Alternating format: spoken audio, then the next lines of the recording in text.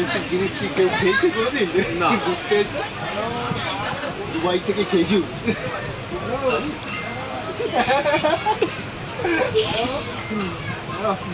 কাজু নেবো না, নেবো।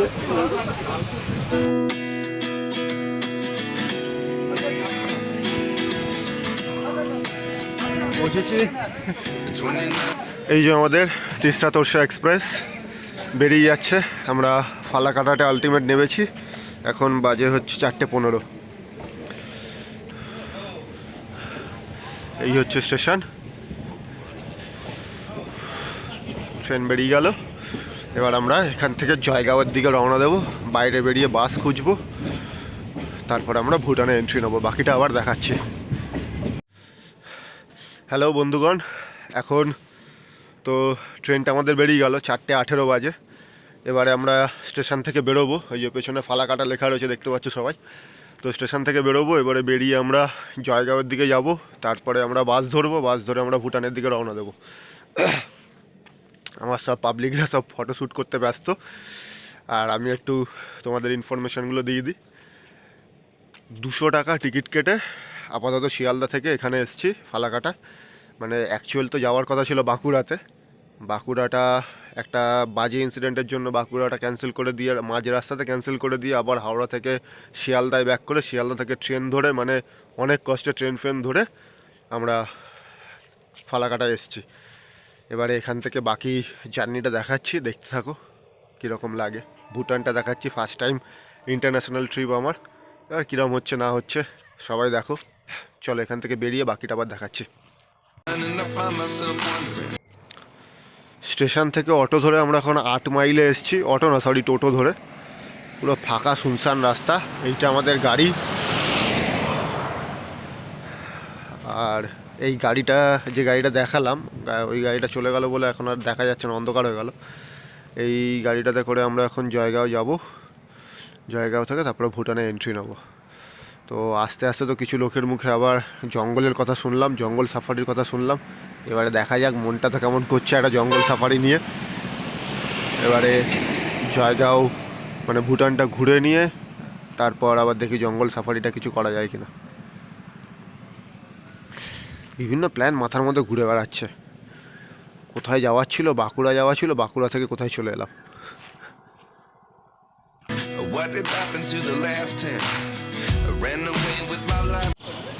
গাড়ি থেকে নেমে হাঁটতে হাঁটতে গেটের সামনে এলাম। এইটা হচ্ছে গাইজ আমাদের ভুটানের গেট। আমরা এই মুহূর্তে ইন্ডিয়াতে দাঁড়িয়ে আছি আর ভুটানে এন্ট্রি নেব।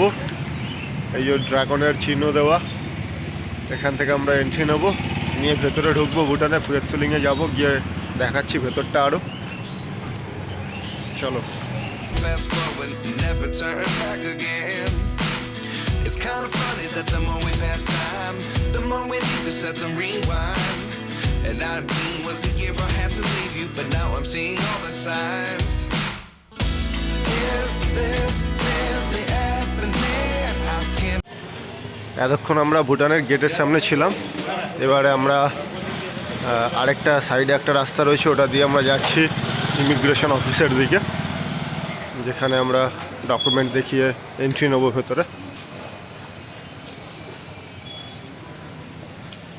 গেটের পাশেই এই রাস্তাটা, মেন গেটটার পাশে। লোককে জিজ্ঞেস করলে বলে দেবে।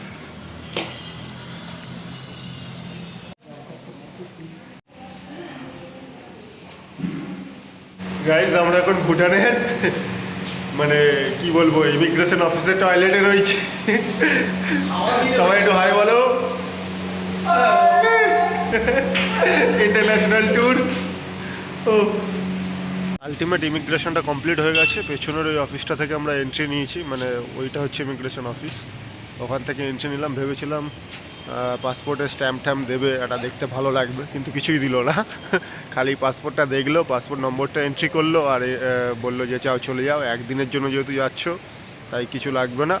যদি থিম্পু যাও বা পারো যাও তাহলে পরে পাসপোর্টের স্ট্যাম্প দিতে হবে, ইমিগ্রেশন অফিসে যেতে হবে, রেজিস্টার্ড গাইড নিতে হবে, তখন অনেক কিছু ব্যাপার আছে। যেটা ভেবেছিলাম সেটা আর হলো না। ঠিক আছে, যা হোক, যেটা ঘোরার সেটাই ঘুরি আপাতত। পাসপোর্টের স্ট্যাম্পটা পড়লো না, এটা খুব খারাপ লাগছে আমার এখন। এগুলো হচ্ছে ভুটানের ট্যাক্সি।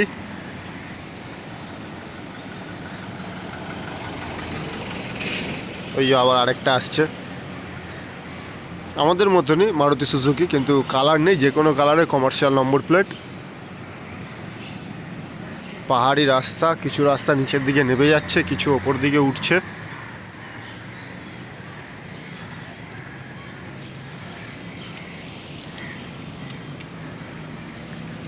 খুব সুন্দর দেখতে লাগছে, কিন্তু দারুণ দেখতে লাগছে ভাই।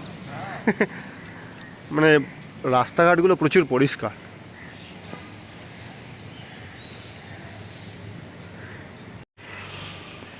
এবার মনেস্ট্রির ভেতরে এন্ট্রি নিচ্ছি,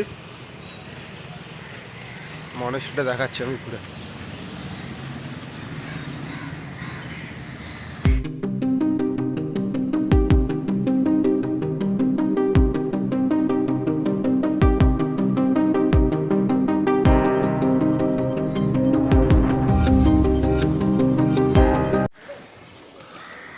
এখানে একটা কিছু ধূপ টাইপের কিছু জ্বলছে এর ভেতরে, এর ভেতরে ঢুকে মানুষ প্রার্থনা করছে, আমরাও ঢুকবো একটু পরে।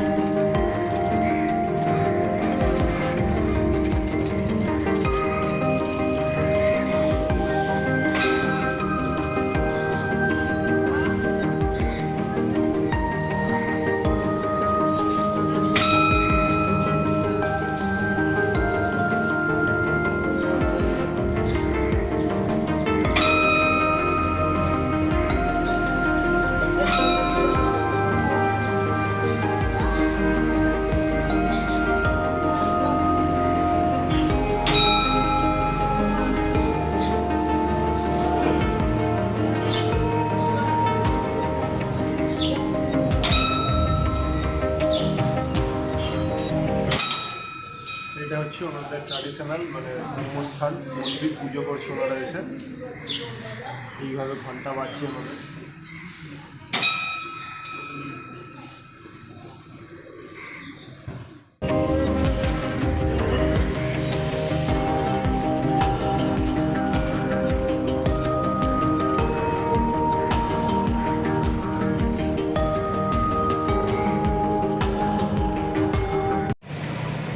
এই হচ্ছে ফুয়েত সেলিং শহর। দেখে মনে হচ্ছে কিন্তু হ্যাঁ সত্যি বিদেশে এসেছি। রাস্তাঘাট, ট্রাফিক নিয়ম, ট্রাফিক পুলিশ দাঁড়িয়ে রয়েছে, এখান থেকে গাড়ি আসছে, ট্যাক্সি যাচ্ছে, ওখান থেকে বাস যাচ্ছে, দেখে মনে হচ্ছে সত্যি একটা বিদেশে রয়েছে। পরিষ্কার পরিচ্ছন্ন রাস্তা, পাহাড়ি এলাকা, ভাল লাগছে দেখে। এবার বাসে করে আমরা দেখি কোথায় যেতে পারি। বাসে করে একটা মনেস্ট্রি রয়েছে, সেই মনেস্ট্রির দিকে যাব। আমরা ভুটানের ট্যাক্সিতে উঠে পড়েছি, এবার ট্যাক্সি করে আমরা ফুয়েত সেলিং শহরটা ঘুরতে যাচ্ছি। আর ট্যাক্সির ভাড়া আমাদের নিল 800 টাকা, যেহেতু আমরা 3 জন রয়েছি 800 টাকা ভাগ হয়ে যাবে 3 জনের মধ্যে। এবারে পুরো শহরটা বললো, পুরো সাইট সিন যা যা আছে এই ফুয়েত সেলিং শহরে পুরোটা ঘুরিয়ে দেখাবে। গুম্ফা রয়েছে, তারপরে হ্যাঙ্গিং ব্রিজ রয়েছে, আরও যা যা ভিউ পয়েন্ট রয়েছে, 4টে কি 5টার ভিউ পয়েন্ট রয়েছে বললো, ওগুলো নিয়ে যাবে পাহাড়ের ওপর একদম টপে নিয়ে যাবে বললো। এবার দেখা যাক কী কী ঘুরি, সব আমি দেখাচ্ছি আস্তে আস্তে।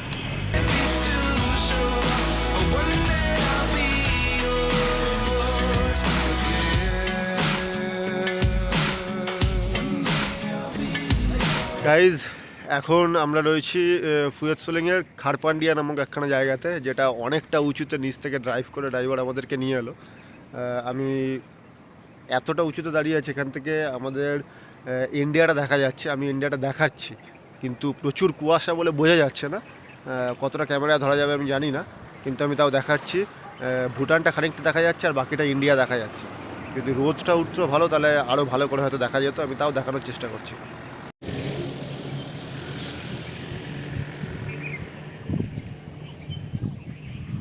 ওই যে ওখানে যে বাড়িগুলো দূরে দেখা যাচ্ছে, ওই বাড়িগুলো হচ্ছে ইন্ডিয়ার কিছু কিছু বাড়ি, আর ওদিকে রয়েছে তোরসা নদীটা দেখা যাচ্ছে, কিন্তু এতটাই কুয়াশা হয়ে রয়েছে, রোদ ওঠেনি বলে তাই বোঝা যাচ্ছে না সেরকম।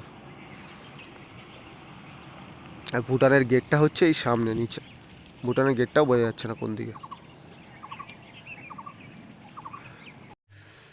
যে ট্যাক্সি আমাদেরকে সাইট সিন করাতে নিয়ে যাচ্ছে আর কি, ঘুরিয়ে দেখাচ্ছে সব কিছু, সেই ট্যাক্সি এখন আমাদেরকে একটা গুম্ফাতে নিয়ে এলো। গুম্ফাটা আমি ঘুরিয়ে দেখাচ্ছি তোমাদেরকে, একটু দেখো সবাই। এইটা হচ্ছে গুম্ফার এন্ট্রি। এখানে 30 টাকা করে টিকিট দিতে হয়েছে। 30 টাকা করে টিকিট দিয়ে ভেতরে আমরা এন্ট্রি নিলাম।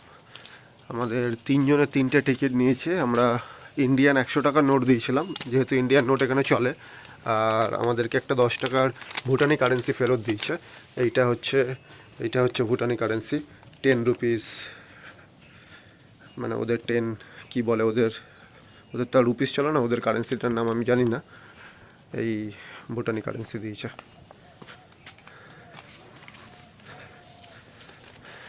এই গুম্ফার এখন একটু রোদটা উঠেছে বলে দেখা যাচ্ছে। এই যে Jaigaon India, I love Jaigaon লেখা এই জায়গাটাতে, এই যে আই লাভ জয়গাঁও লেখা, এটা হচ্ছে ইন্ডিয়া, আর আমি দাঁড়িয়ে আছি ভুটান, এটা কাটাতার। ওইটা হচ্ছে তোরসা নদী।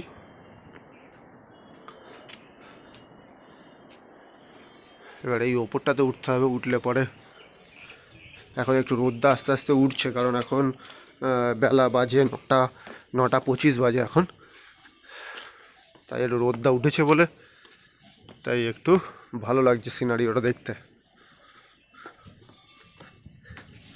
এই যে ওপর থেকে ইন্ডিয়া, তখন দেখা যাচ্ছিল না ভালো করে, এখন দেখা যাচ্ছে।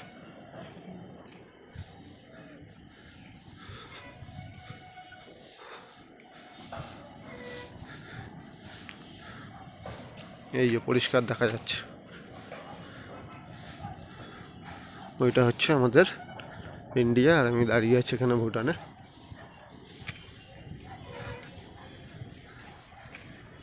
এই যে গুম্ফা, পাহাড়ের ওপরে মন্দির টাইপের, এটা কিছু একটা ওদের ধর্মস্থান। গিয়ে গাইড আবার কি বলছে সেটা একটু শুনি ভালো করে। সিঁড়ি দিয়ে আমি যাচ্ছি ভেতরে, ভেতরটা কীরকম একটু দেখে দেখাচ্ছিও, শুধু তো আমি আর একা দেখবো না।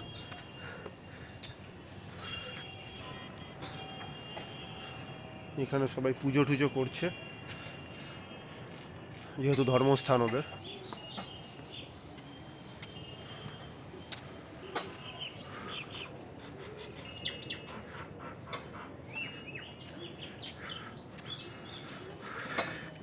এই জিনিসটা আমার ঘোরাতে খুব ভালো লাগছে, এটা আমি আরেকটু ঘুরিয়ে দিই।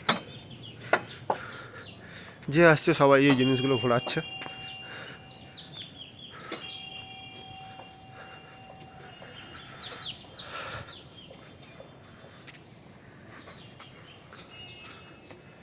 এখানে ভেতরে ঢোকা যাবে না ক্যামেরা নিয়ে।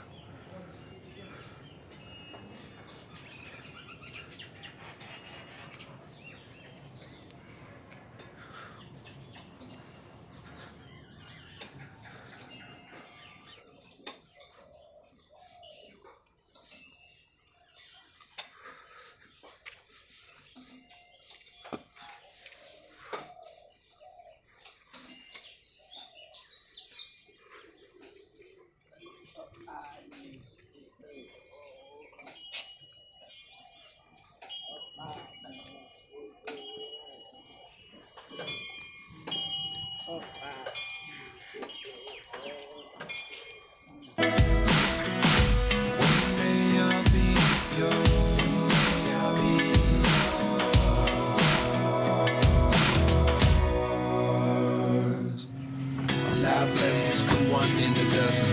The other 11 get something from nothing. Life lessons come one in a dozen. The other 11 get something from nothing. Life lessons come one in a dozen. The other 11 get something from nothing. Life changes to just open the door. One thing's certain, I'll always be yours. এইটা ভুটানিদের আরেকখানা গুম্ফা বললো। এইটাতে ওইটা যেরকম দেখেছিলাম এইটাও সেই রকম। এইটা সিনারিওটা একটু আলাদা, আর ওটা একটু পাহাড়ের ওপরে ছিল, এটা একটু সমতল জায়গাতে, পাহাড়ের মধ্যেই, চারিদিকে পাহাড়ে ঘেরা।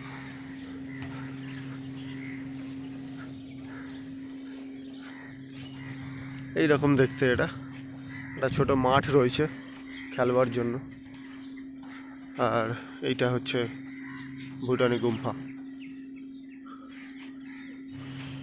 ড্রাইভার দাদা যা বললো, এটাই মনে হয় সম্ভবত আমাদের ভুটানের আজকের সাইট সিনের মধ্যে লাস্ট ডেস্টিনেশন।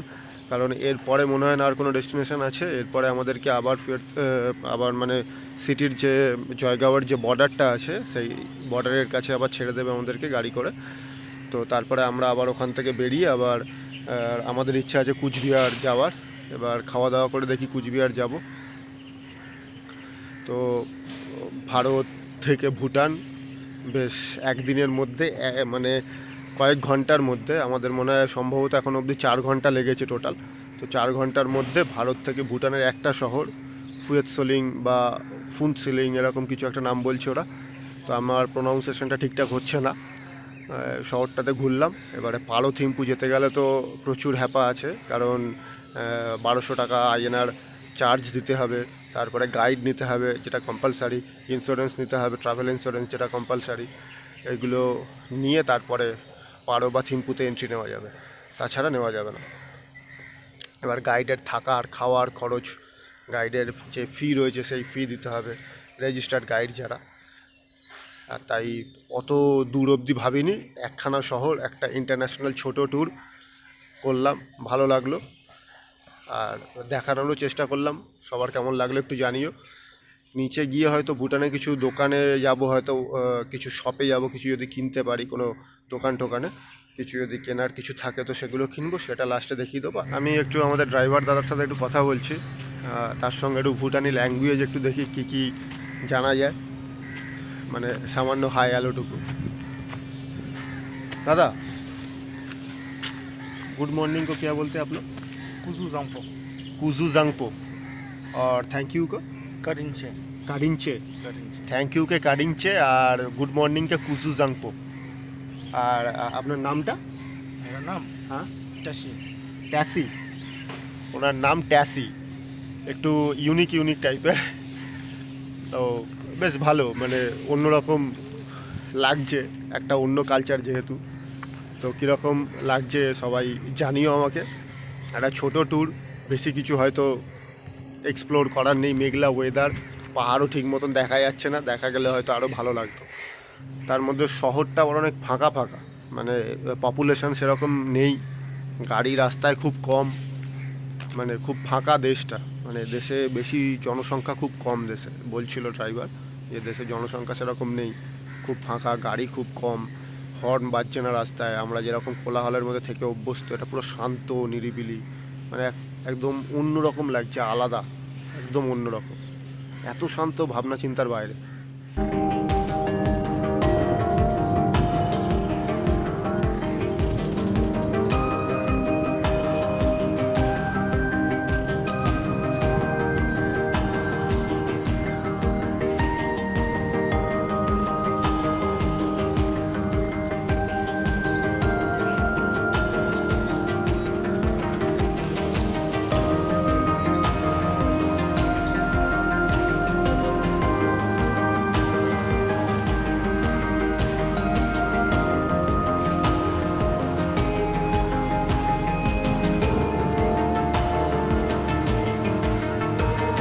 এতক্ষণে আমার মনে হয় একটা দারুণ জিনিস আমরা এক্সপ্লোর করতে চলেছি, যেটাকে জান্নাত বলা যেতে পারে।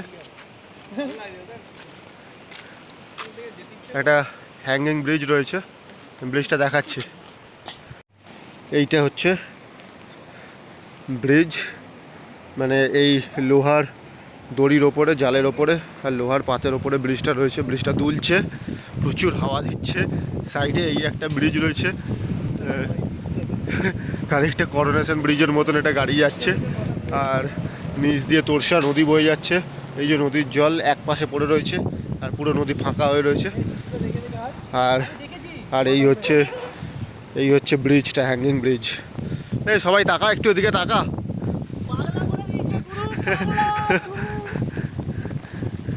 ভাবাই যাচ্ছে না। কাঁচের মতন জল।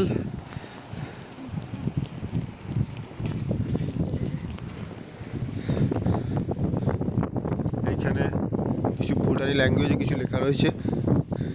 আর এইখানে এই ফাঁকগুলো দিয়ে মনে হচ্ছে ফোনটা পড়ে যাবে হাত থেকে ফসকালেই। এই ব্রিজটা সেরা লাগছে, সেরা। মানে এত এসব ঝান্ডা লাগিয়ে রেখে দিয়েছে, ব্রিজটাকে দেখতে পাওয়া যাচ্ছে না ভালো করে। এখান থেকে একটা ড্রোন ভিউ তুললে পরে দারুণ লাগবে।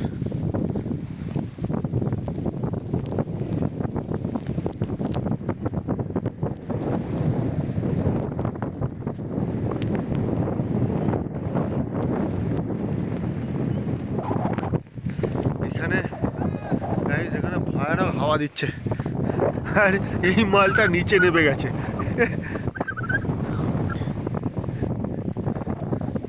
এই জায়গাটাতে ভয়ানক হাওয়া দিচ্ছে। এই জায়গার ভিউটা মারাত্মক লাগছে, মারাত্মক লাগছে এই জায়গার ভিউটা। প্রচণ্ড হাওয়া দিচ্ছে এখানে, প্রচণ্ড হাওয়া দিচ্ছে। আর ভিউটাও সেরা লাগছে এখানে। আর এই নিচে নেমে দাঁড়িয়ে রয়েছে, নিচে ঘুরে বেড়াচ্ছে। মানে এই হ্যাঙ্গিং ব্রিজটা এতক্ষণে একটা সেরা ভিউ পয়েন্ট আমি পেয়েছি। এই জায়গাটাতে হেঁটে মনে হচ্ছে আমার ভুটান ট্যুরটা সার্থক হয়েছে। তাহলে এতক্ষণ কীরকম একটা লাগছিল, এই জায়গায় একটা ভালো ভিউ পাবো। সেরা লাগছে, সেরা লাগছে, কোনো কথা হবে না। মানে এই যে ব্রিজ ঝুলছে ঝুলন্ত, এই যে পেছনে নদী, ব্রিজটা আসছে পেছনে, এই যে প্রচুর হাওয়া দিচ্ছে। এইসব এক গাদা ফ্ল্যাগ রয়েছে এখানে, ফ্ল্যাগগুলো উড়ে মুখে চলে আসছে। ফ্ল্যাগের নিচ দিয়ে যেতে হচ্ছে। ব্রিজটা টপকে আমরা এখন ওই পারে যাচ্ছি, গিয়ে আবার নিচে নামবো। দেখি নদীর জলটা একটু হাত দিয়ে স্পর্শ করে দেখবো কীরকম লাগছে। তোরসা নদী। তারাও নিচে নেবে, বাকিটা আবার দেখাচ্ছে। ব্রিজটা এখান থেকে শেষ হয়ে আসার পরে এই রাস্তাটা দিয়ে নিচে নামতে হচ্ছে। এই রাস্তাটাকে দেখে আমার মনে হচ্ছে এখন আমাকে ট্রেক করতে হবে খানিকটা, কারণ এতটাই ঢালু। সাইড করে নামতে হবে। মনে হচ্ছে আমি এখন ট্রেকে যাচ্ছি। ভাই ট্রেকে যাচ্ছি। খেয়েছি রে, পড়লাম আমি। এটাই আমি ভাবছিলাম আমি পড়বো, ঠিক তাই হলো, আমি পড়লাম। কারণ এত পাথরকুচি আর এত ঝুড়ো মাটি, থাপ করে পড়ে গেলাম। হরকাচ্ছে, সব হরকাচ্ছে, কিন্তু হরকে যাবি। পুরো প্যান্ট ফ্যান্ট একেবারে যাচ্ছে তাই কাণ্ড হয়ে গেল। আমার পিঠটা একটু ছেড়ে দিস। হ্যাঁ, পুরো কোনো জায়গা দাঁড়ানো যাচ্ছে না, এতটাই খারাপ। আর তার মধ্যে কোনো গ্রিপ নেই। অরিত্র নামলো কোথা দিয়ে? না, অরিত্র এখান দিয়ে নামেনি, অরিত্র অন্য জায়গা দিয়ে নেমেছে।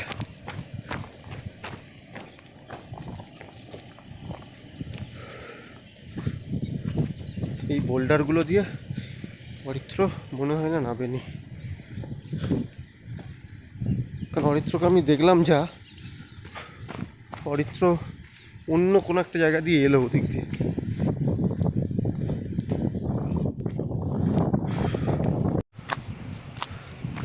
নামতে গিয়ে হড়কে পড়ে গিয়ে একাকার কাণ্ড করে। ও না, অরিত্র এখান দিয়ে নেমেছে, একটা জঙ্গলের ভেতর দিয়ে পায়ে হাঁটার একখানা রাস্তা রয়েছে, বোঝা যাচ্ছে এটা দিয়ে মানুষ যায় নদীতে। এইখানটা দেখে মনে হলো একটু ভালো লাগলো, একটা অ্যাডভেঞ্চার হলো ভালো বেশ। জঙ্গলের ভেতর দিয়ে গায়ে খোঁচা লাগছে। ও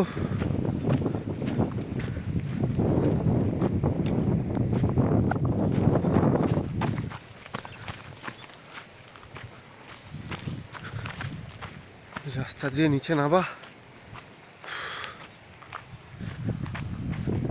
হ্যাঁ, নিচে নামার রাস্তা পেয়ে গেছি, নেমেও গেছি। প্রচুর হাওয়া দিচ্ছে, প্রচুর।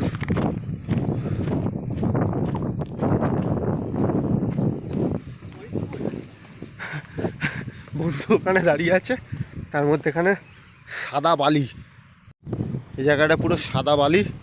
আমরা ওই দিক দিয়ে নেমে এলাম জঙ্গলের ভেতর দিয়ে, আর পুরো বোল্ডারে ভর্তি, পাথরে ভর্তি পুরো। এই নদী হচ্ছে বর্ষার জলে পুষ্ট নদী। বৃষ্টির সময় যখন প্রচুর বৃষ্টি হয় তখন এই নদীতে পুরো নদীটা ভর্তি থাকে। আর এখন আমি যেই জায়গাটা দিয়ে হাঁটছি, এই যে জায়গাটা পাথরে ভর্তি হয়ে রয়েছে, এই জায়গাটাও নদীর জায়গা, কিন্তু এখানে জল শুকিয়ে গেছে, জল নেই। আবার বর্ষাকালে হয়তো জল হবে। জলটা রয়েছে ওই সাইডের একটুখানি জায়গাতে, ওই সাইডে সামান্য একটু সরু হয়ে নদীটা বইছে, তাও যে বইছে মারাত্মক লাগছে দেখতে।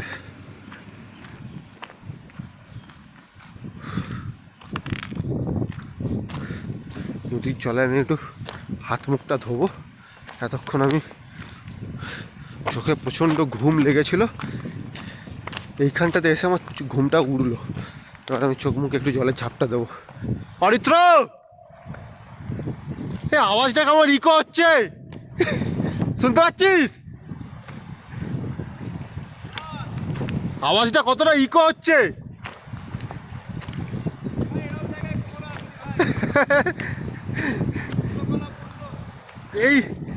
এইখানটাতে এসে মনে হচ্ছে ভুটান ট্যুর সাকসেস। এতক্ষণ একটু ঝিমোনো লাগছিল, তাই গাড়িতে একটু ঝিমিয়েও গেছিলাম। এইখানটাতে একটু অ্যাডভেঞ্চার লাগলো। হ্যাঙ্গিং ব্রিজটা 16 কলা পূর্ণ করে দিল। ও একটু হাঁপাচ্ছি, ওইখান থেকে হেঁটে এসছি। এই জায়গাটাতে এসে মনে হচ্ছে ভুটান ট্যুরটা আমার সাকসেস হয়েছে। এই রকম যে নদীর জল মানে পুরো মুগ্ধ করে দিয়েছে। আর হ্যাঙ্গিং ব্রিজটা যেটা দেখালাম একটু আগে, এই হ্যাঙ্গিং ব্রিজটা পুরো পাগল করে দিয়েছে।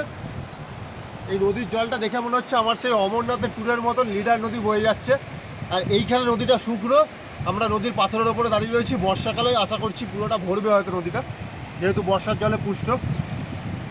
এতক্ষণ গাড়িতে আসছিলাম যখন চোখে ঘুম এসে গেছিলো, ঘুমে ঢুলছিলাম। এখন এর নদীর জলটা চোখে মুখে দেবো, প্রচণ্ড মানে এনার্জি লাগছে এখন নিজেকে, মানে বলে বোঝাতে পারবো না এতটা ভালো লাগছে। ও ভেবেছিলাম ভিডিও আগেই শেষ করে দেবো, কিন্তু ভিডিও মনে হচ্ছে না শেষ হবে, ভিডিও অনেক দেরি আছে শেষ হতে। এটা দারুণ লাগে। আর জলটা আমার বন্ধু বললো কনকনে ঠান্ডা, আমি একটু হাত দিয়ে দেখবো কীরকম ঠান্ডা। একটু আয় এদিকে আয়।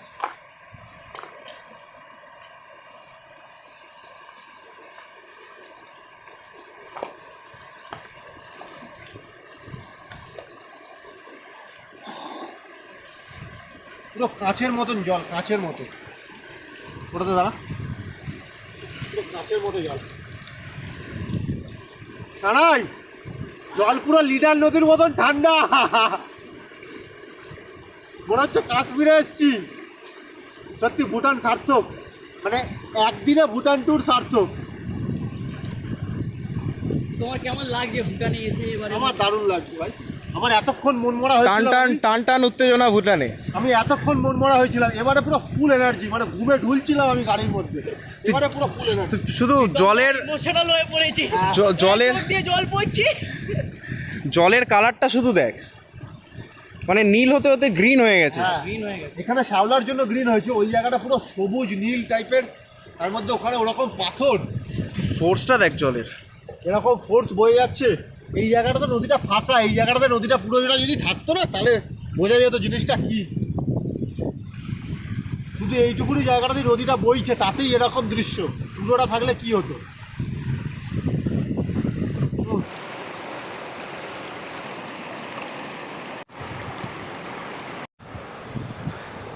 এই নদীর এরকম স্রোতের কলকল আওয়াজ শুনতে শুনতে ওই যে ঢিপির মতন যে চাট্টানটা রয়েছে ওইটার ওপরে উঠবো ভেবেছি, তাই ওটার দিকে এখন যাচ্ছি। এই পাথরগুলোকে পেরিয়ে ওইটাতে উঠবো, দেখবো ওই দিকটাতে কি আছে, কারণ নদীটা ওই দিক থেকে আসছে তো ওদিকটাতে কি আছে একটু দেখবার ইচ্ছে আছে, যাই গিয়ে দেখাচ্ছি। আবার নদীর স্রোতের আওয়াজটা খুব সুন্দর লাগছে।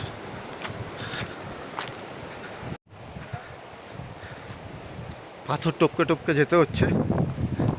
আর আমার পেছনে পুরো দেখতে পাচ্ছ হয়তো সবাই, জঙ্গল হয়ে রয়েছে। এই যে পেছনের এই জঙ্গলটা, আর এই পাথরগুলোকে পেরিয়ে টপকে টপকে যেতে হচ্ছে।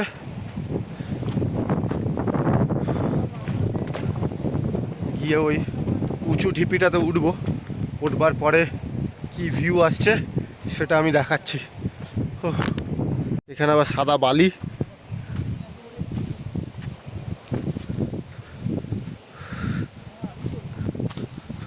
কোথা দিয়ে যাচ্ছি, কি পাবো ওপরে গিয়ে কে জানে, জানি না আমি।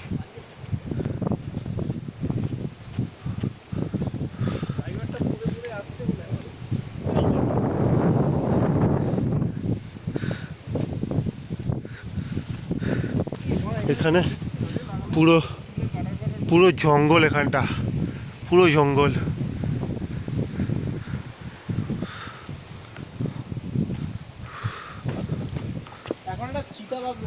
ওরে বাবা, এসব বলিস না রে, 3খানা শিকার একসঙ্গে পাবে।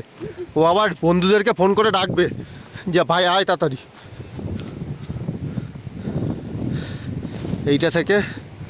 এইটাতে যাওয়া যাবে না, জাম্প মারতে হবে ওটাতে যেতে গেলে, রক ক্লাইম্বিং করতে হবে। এই শালা, তোরা রাস্তা খুঁজেও পেয়ে গেছিস? खड़े होते हैं उधर से रास्ता शुरू होता है। ও গাইস দেখতে পাচ্ছ তো, এইদিকে দেখো, এটা কি রে? মাইলস্টোন এটা। মাইলস্টোন দেওয়া রয়েছে আবার, 7245 মিটার টিবিএম মানেটা। দেখাও গাইস, দেখতে পাচ্ছ কি করছি আমরা? এসব পাগলামি করতে হলে আমাদের সাথে আসতে হবে। ওগুলো কি যাচ্ছে না ফেনার মতন জলের মধ্যে? দেখ, মাছ না।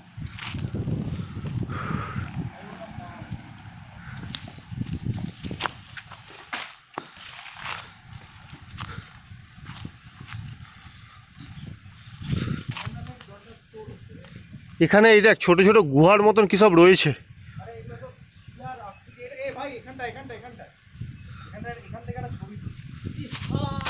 এখানে একটা গুহার মতো। ও গাইস, এই জায়গাটা একবার দেখো, হ্যাঁ না, সেরা জায়গা, সেরা। এখানে চিতাগুলো এসে শুয়ে থাকে, রাত্রিবেলা ঘুমায়। এবার যদি বেরিয়ে আসে কেউ একটা, দেখা করবো, শেষ দেখা। ও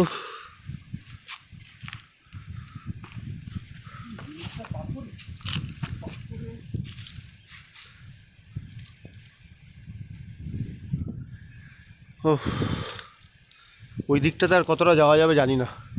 ওই দিকটাতে যাবি ভাই? ওদিকটাতে যাওয়ার চেষ্টা করছি, কটা ছবি তুলে নিই এখানে, তারপর ওদিকটা দেখাচ্ছি।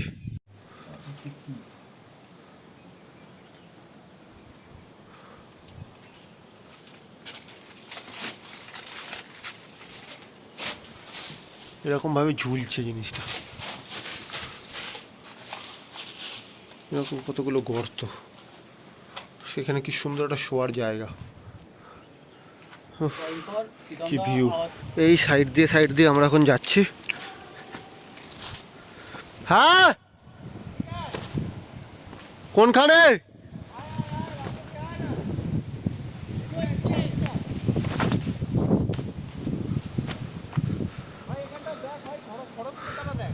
ওরে শালা, কোথায় এসছি, কোনখানে এসছি? এই ভিউ কোথায় এসছি? হ্যাঁ, ওই এইখান থেকে নদীটা একবার ওপর থেকে দেখো সবাই। এখানটাতে একটু হড়কে যাওয়ার ভয় আছে।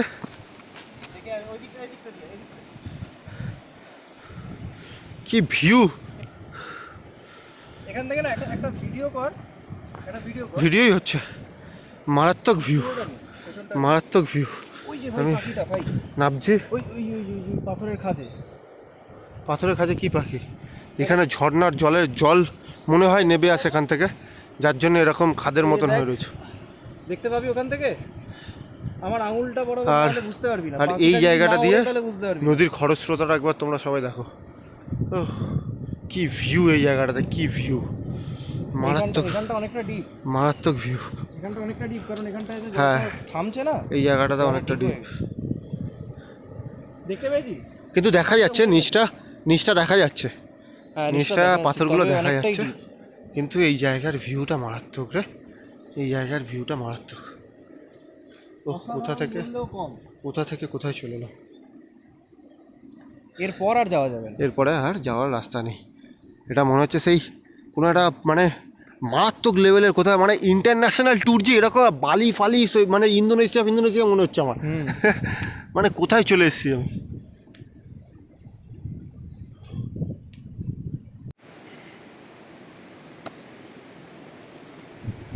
অসাধারণ গাইজ, অসাধারণ, কোনো কথা হবে না এটা, এই ভিউটার কোনো কথা হবে না।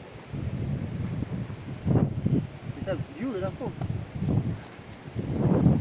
পাহাড় ঠেঙিয়ে এরকম পাথর সব চড়ে এসে তারপরে এই দৃশ্য।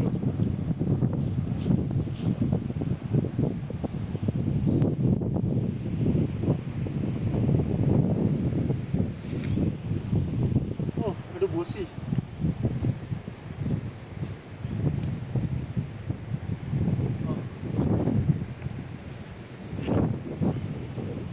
এটাই ছিল আজকে আমাদের ভুটানের লাস্ট পয়েন্ট, যেখান থেকে আজকে এই যে জায়গাটাতে এলাম, মানে হ্যাঙ্গিং ব্রিজ যেটাকে বলছে সবাই, এই হ্যাঙ্গিং ব্রিজ টোপকে নদীর ধার দিয়ে নেবে এই জায়গাটাতে যেটাতে এলাম, এটাই আজকে ভুটানের আমাদের লাস্ট পয়েন্ট। এরপরে আমরা ভুটান থেকে বেরিয়ে যাব, আবার আমরা এখন গাড়ির দিকে যাব, গাড়িতে উঠবো, উঠে গাড়িতে করে আবার আমাদের জয়গাঁও বর্ডারের সামনে যাব, বর্ডার থেকে আমরা এক্সিট নিয়ে বেরিয়ে যাব, তারপরে আমরা কুচবিহারের দিকে রওনা হব, কুচবিহার রাজবাড়ি যাব।